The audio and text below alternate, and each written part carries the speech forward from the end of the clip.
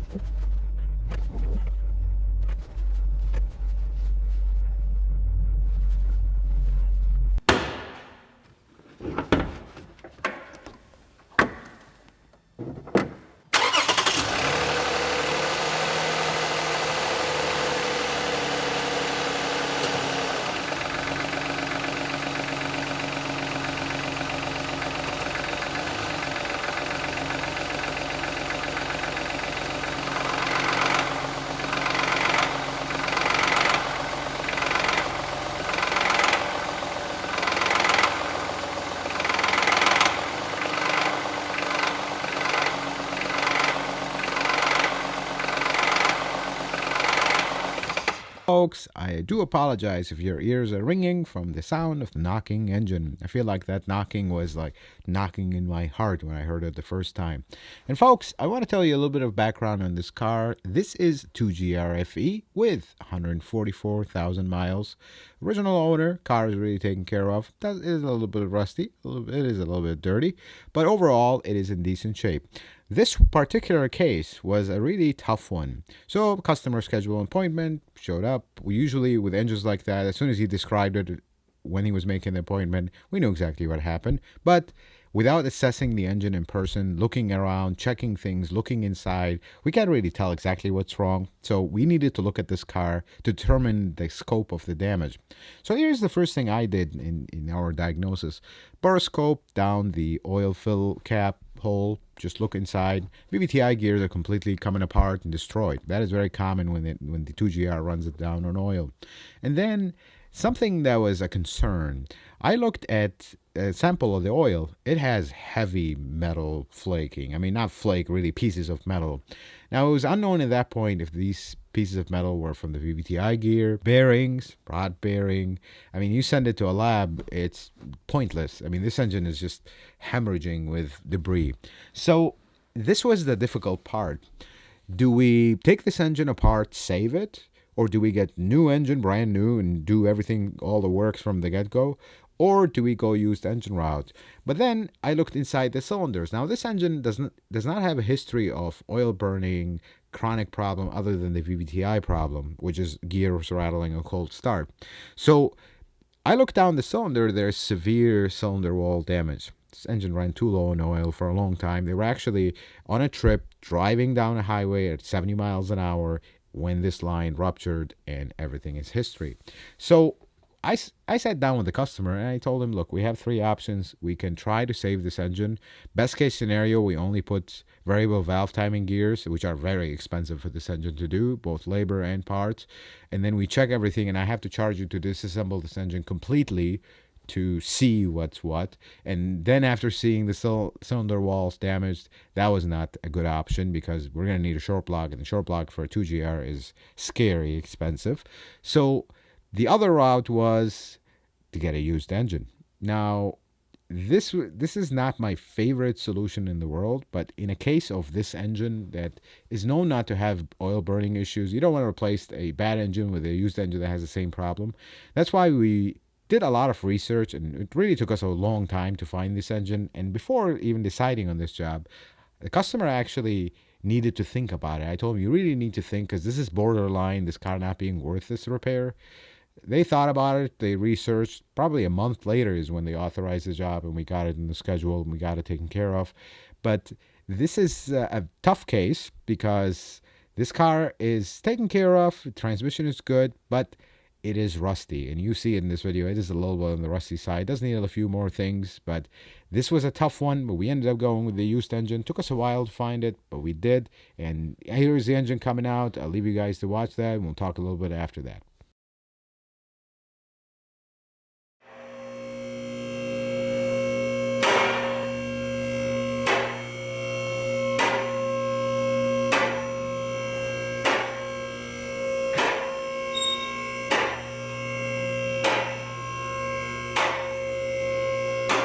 So we got the engine out. And I have to say this was actually very easy.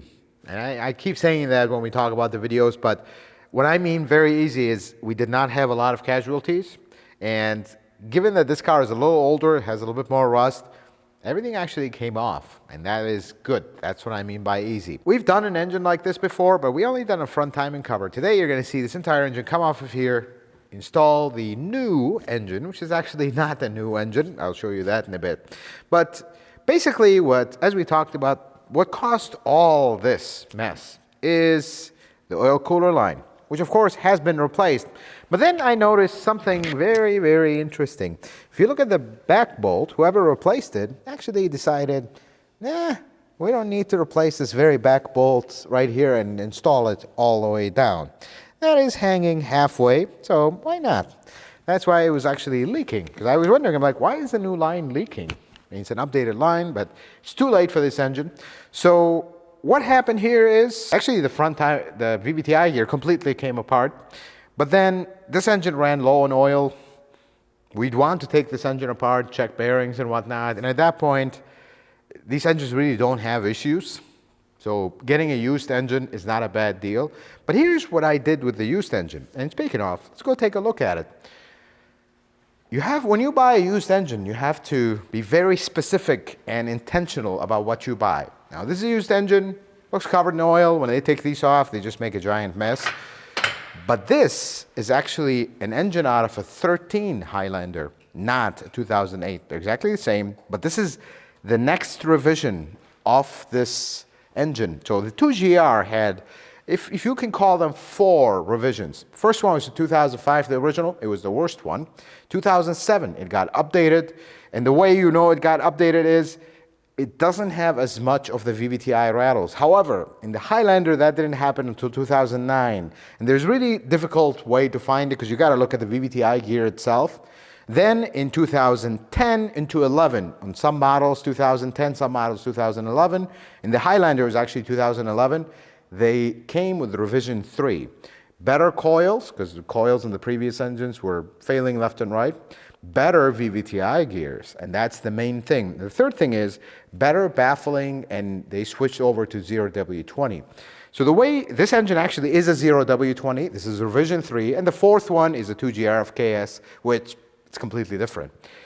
The way you know which version you have, it's really difficult to tell the first and the second, but how you tell the third.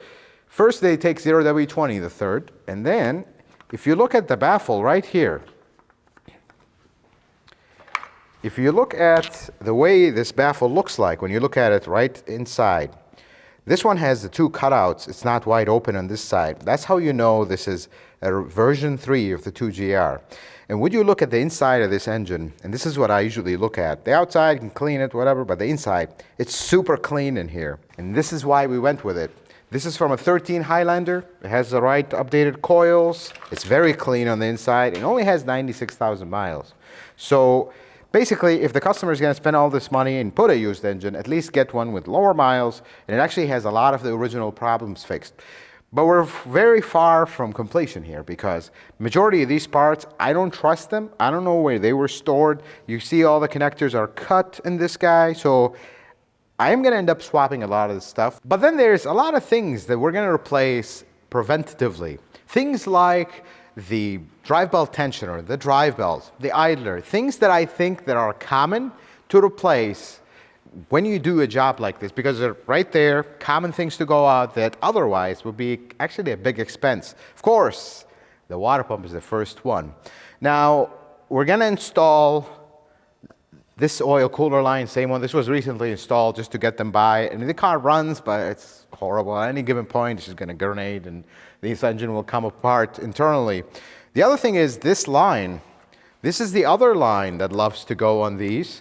This one is revision 2. It already has the metal line right here. So basically, if you have version 3 of this engine, majority, 99% of them had all metal, but there's a very few at the beginning, especially like if you look at 2011 Sienna that has version 3 of this engine, but it did have the rubber oil cooler lines. Folks, I cannot emphasize how important that if you see this line in your car as a rubber one, I'll put a picture of it right here, you replace it. Otherwise, this is potentially in the future for you. I hope not. I hope you catch it in time. But if you get negligent about it, this is in the future. Because even if you're a car guy, you check your oil, check everything. You're driving on the highway, you're doing 70 miles an hour, this line pops. By the time you find out, it's too late. You already ran it low on oil. You can't just shut off the car and park in the middle of the highway. That's not going to happen. So be careful with these lines. Now, this is the car, and in case you haven't seen a Highlander engine bay without anything in it, this is how that looks like. Pretty interesting. Hey, you can get to the brake lines very easily. So that's one thing for you. And a comment for one of my technicians he was working on this Sienna, and he was doing spark plugs on it. And I pulled this engine out, and I'm like, you could do the spark plugs very, very easily because the bracket at the back is very easy right now. So here's what we're going to do right now. We're actually going to go home. For us, it's the end of the day. We started this right around 2 o'clock, 3 o'clock. Right now it is about to get 6 o'clock. We pulled this engine out. Tomorrow, for us, for you, is going to be a few seconds. We're going to get that engine out. We're going to disassemble everything here. And we want to get everything off of this engine, the wire harness, the plenum, the exhaust manifolds, everything. Get this engine ready to be pulled out. We'll pull it out of here. We'll probably strip that engine a little bit, then install it here and install everything. And then we'll kind of catch you guys in the middle at some point, probably when we have the engine bare here so you can see the new engine, how it's set down, and everything's going. But the only casualty we had here, and it was really a casualty that I anticipated, is one bracket. And I'll bring it from here. This exhaust bracket is notorious to break. Now, the bolts break off of it. So what I usually do is cut the ends off of it and just put a bolt and nut. Life is good. Every single 2GR that you try to take this off of it, it'll break. But otherwise, nothing broke, and that is pretty cool. Actually, when we have the engine out, the front cover of the transfer case is leaking a little bit of oil. We're going to go ahead and reseal that. We'll talk about it a little bit when we get there. But for now, we're going to go home, and we'll see you in 2 seconds, or for us, overnight. We'll get back to work. Welcome to day 2. Bright and early in the morning. It's actually 9 o'clock when the shop opens and we start working. Let's talk about some of the costs for this job, and then later on we'll talk about some general advice for used engines and what to look for and whatnot, even though nothing is guaranteed with used engines, as you will see a little surprising twist toward the end of the video.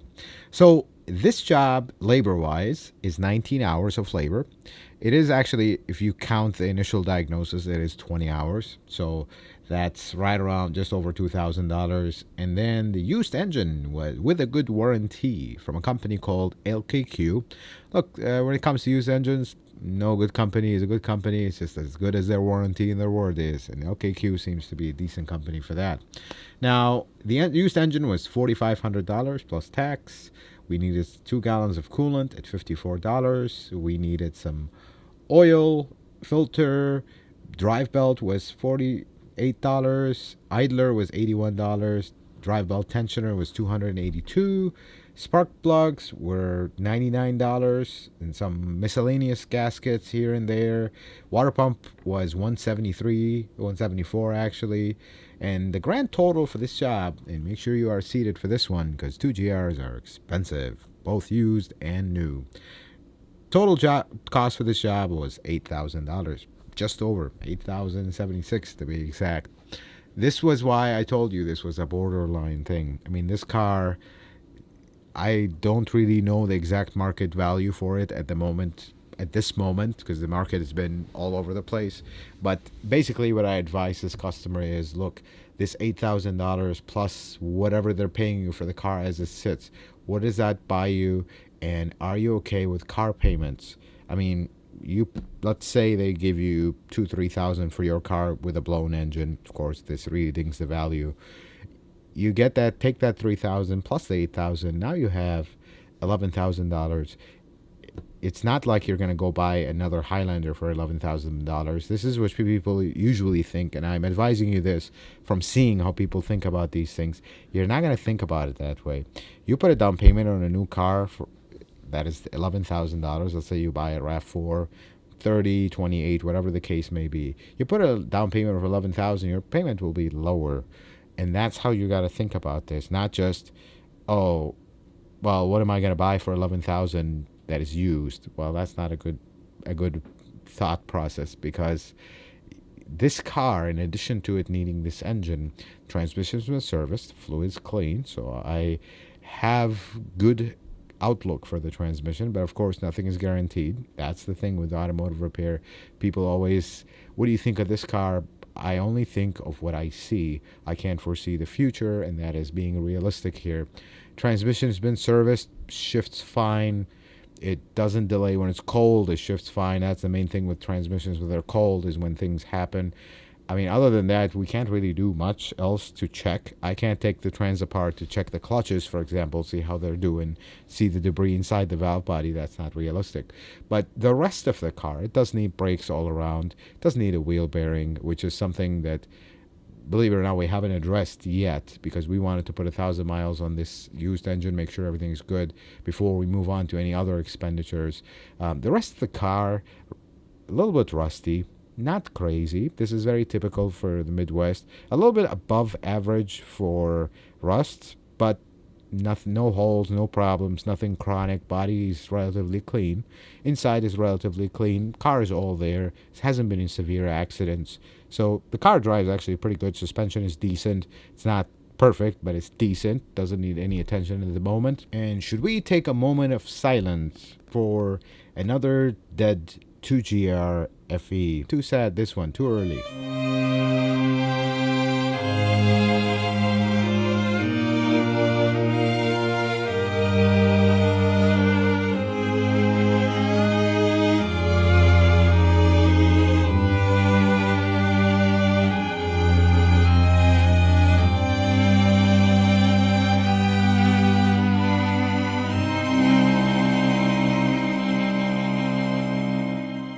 Can't make a YouTube video without a little bit of drama.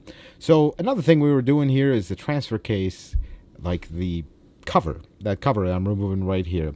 So this was not leaking a lot, but since we are removing the engine, since we have direct access to it, why not? Let's make this car leak free, which it is. We drove it after it was done, which again, there's a little bit of a twist. These are super simple. By the way, this uses a different kind of sealer. This is the sealer that is red. So Toyota has two types of sealers, just for you to know what's going on. The black sealer or oil pan, you can use it for oil pans, like engine oil components. Now, some will give you the speech about there's a third kind of sealer that is used only for coolant and all that. Folks, you can use the oil pan for coolant. You just got to be careful. The main thing is application. That is really the biggest thing. Now, with transmissions, and this is important, they have the red sealer. The red sealer mixes well with transmission fluid or gear oil or anything that has to do with GL5, GL4. You use that red sealer, it just works better. Now, the thing with jobs like this, people see it and they see it as a major job. It is to a point. But the best thing about the 2GR is, and this whole motor drop, this cradle is assembled at a factory like this. So dropping it is actually not difficult. And this is I'm not making it simpler than it is. It is simple because this car was assembled like this. You really don't take much to take it apart the way I did. And the one thing I want you to know, if you are a technician, you happen to be watching, you haven't done jobs like this, there's one thing about jobs like this that makes them go well or go south. You gotta have a plan. As a technician, people often look at my videos, look at other videos, and they wonder, like, how do you remember where everything goes? How do you know? How can you do this monumental task of pulling an engine out and all that? Folks, it all have to do with mental orientation and kind of overall plan. You got to have a plan going into an engine. You work from one side and you go around. So I do the circle route. Some technicians will call it something else. I do the circle route, and it is a method that is taught actually. You start from one side and you walk around. You make a circle, and then when you're done, when you start assembling, you start from the other side. There is an order to things. For example, you can't put the AC compressor without putting the harness because the crank position sensor is behind it. So you're going to assemble everything else, then put the harness, compressor is last, then the belt goes on. And if you've watched my previous video on the 2GR and now you're watching this one, you're going to notice that the order of things is exact because these engines come apart the exact same way, and if you refer to the manual, it'll actually walk you through that process. Sometimes it'll be a different orientation. I do modify things from the manual, from experience, from doing hundreds and hundreds of these over and over through my career at a dealership. But you gotta have a plan as a technician. That way things don't get forgotten. You orientate your bolts and you arrange everything in a way that goes back, that makes sense, so you do not forget anything. There's a rule that some technicians live by. I happen to be one of those technicians. No bolts left behind. If you arrange your stuff well, things don't get forgotten, things don't get left over, and that's how you become a professional mechanic or an alley mechanic. That is the difference between the two. Alley mechanics, it's just a mess. They're doing their best. Nobody wakes up in the morning and says, as a technician, how do I mess this car up? No, they're trying their best. But it's just they lack the organizational skills and perhaps the experience to get things back exactly where they're supposed to be. Now, yes, some of these bracketry and all that, it is unnecessary in your opinion, but you know what? This is how the car was designed. My objective as a technician is we're going to work on this car to a point where if somebody else looks, they will have a hard time noticing that somebody's actually been here. I mean, I work on at least 10 cars, 15 cars a day, every single day, 5 days a week. I see how it's very easy sometimes to catch, oh, somebody's been here, because that's not right. That's the objective, is to make sure that the next technician that looks at this car cannot tell somebody's been here. And that's the mark of excellence and kind of professionalism that every technician hopes to achieve. And it's very hard. And here's that kind of the cradle fully assembled and ready to go back in the car. It's looking good. I'm happy with it. I was happy with it at the moment when this was actually done. And then there's a small twist toward the end of the video. You'll see that. Let's go to the live video and then we'll continue our conversation.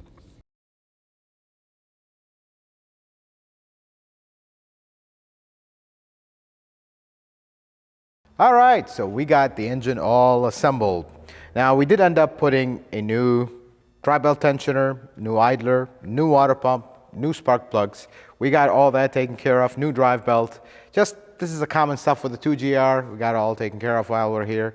We cannot, unfortunately, take the front timing cover off and reseal it because the supplier of the used engine, they were very clear. You're welcome to replace the bolt-on accessories, but do not take the engine apart and start resealing and replacing stuff because that voids the warranty. This engine does have a warranty, so that's why we were a little bit easier about going with it. That way the customer's protected. They got some kind of warranty. Should this engine have issues, we can take care of it. Now, in case you haven't seen it, we've done a video like this. This is the entire drivetrain of the 2GR. It all drops in like that. You basically have access to everything. Now, if you look here, you got your bracket for the plenum. They're right in front of you. I guess it's easier to do the spark plugs that way. And same thing with this O2 EF sensor, actually. It's not an O2 sensor. It's much easier to do it like that. But then again, there's a point. And I always read your guys' comments. And the comments, by the way, I have to say this. Lately, we have been kind of bombarded with spam Telegram, whatever. Folks, don't fall for those. If we are doing a giveaway or something, you will see my face on a video talking about it. Otherwise, it is fake. Please be careful because so many folks have emailed me. I'm actually concerned. Some of you are emailing me about this, some of you are not. It is all a scam. Nobody will give away something and ask for shipping or money. That's not how this works. So please don't fall for these anytime. I do not have a Telegram, and in all honesty and full disclosure, I don't even know what Telegram is. Barely figuring out Facebook and Instagram and that stuff. But going back to the 2GR, when you get used engines, I want to talk about this real quick. When you get used engines, you gotta not only look at the outside. I mean, this engine was covered in oil, but because the way they transport and kind of store these things, they will have oil spilled all over them. But look inside, because all the oil outside can be cleaned, but inside is the real story. You start looking inside the engine, and that's when things show up. Now, we're about ready to put this back in the car, and that's what we're going to do next. We'll put you guys in the back in the time lapse just to give you time perspective. This is about 2/3 of the day on day 2, so we're probably going to get this engine back in this car, start attaching it and everything, and then we'll do the grand start tomorrow. And our time for you will be a few seconds when we roll into tomorrow. Let's put this engine back in the car, and then we'll catch you back off the time lapse when we're ready to start it for the first time. Okay, let's talk briefly about used engines. Folks, used engines are a mystery, and sometimes they're actually not a good idea. If you're replacing your engine because, oh, it burns oil, be careful because you could be buying another engine that also burns oil. Now, the 2GR, you are relatively safe to buy a used engine, but you got to research because they do have VVTi problems, and you don't want to buy one that does have that problem. That's very expensive to fix. Anything over 12, 13 to play it safe, you're good. But anything earlier, like you have a 2007 Camry, the V6, something happened to it, you want to put a used engine, don't go buying a 2007 Camry. Actually, most of them are interchangeable. You just have to do the research and verify that before you go buying one. Used engines are only as good as the warranty they come with. Because honestly, it's completely unknown. You can find the VIN number of the original car that it came from. Try to find the service history. Sometimes service history is vague because some places don't report to Carfax. You go to owner's website on Toyota, you try to find it. What if they didn't maintain it at a dealership? They maintained it at a private mechanic. I mean, there's a lot of mysteries here, but the main thing is warranty is the biggest thing, because when you get this engine, the first month or two is really when a bad engine is gonna show up. You get a rattle on cold start, you got oil burning, you got smoking, you got whatever the case may be. You're gonna find that out very early in the life of the life of this engine, again in another car. But as far as long term, there's risk always with used engines. I mean, you're putting another used engines with miles, so it's not like you're putting a brand new one.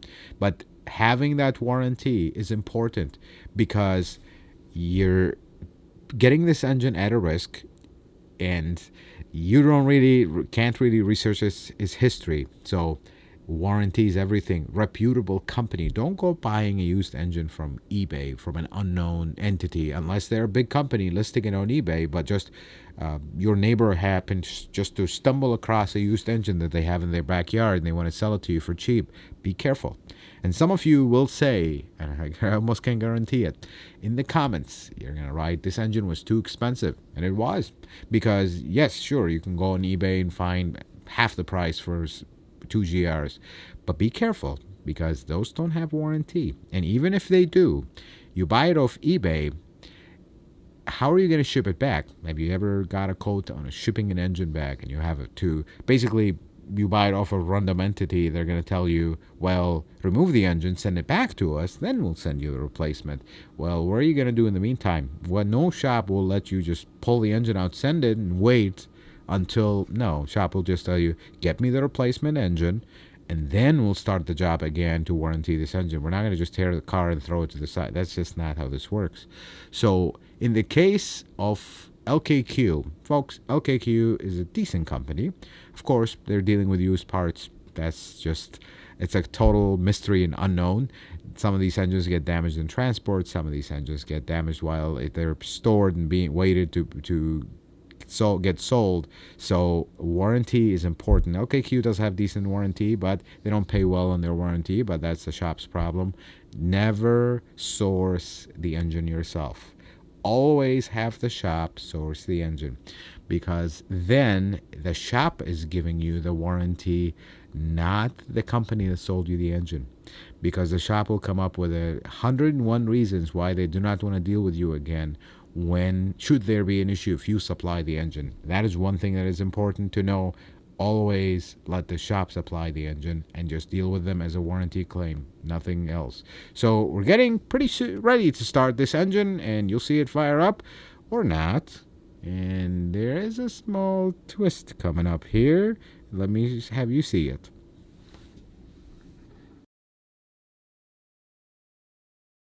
So welcome to a month later, and this is welcome to the automotive repair world. We installed the engine, as you saw. We filled the fluids, everything was good. Start the engine, no compression. And we actually started getting a coolant leak that was mysterious. Ended up being, this engine was probably dropped at some point, the original engine we put in, and the cylinder head was cracked. See, these are the situations in automotive repair and making YouTube videos that the real world is different than what you see on the video, unfortunately. So this is actually another engine that we got for this car. This is why it's a month later, because we basically had to stop the job, push this car to the side, wait for a new engine, and we had to really shop, because I'm not going to just grab the first one they have laying around in their yard. So this engine has 106,000 miles. It is from a 2012 Highlander, and it is also the updated one. It's a later revision. As much as I would have loved that other engine to run fine, because it was such a clean engine on the inside, but unfortunately something happened to it in transport, and we were not going to leave our customer hanging like that. So we got this engine in. Here's a little clip of it running perfectly fine.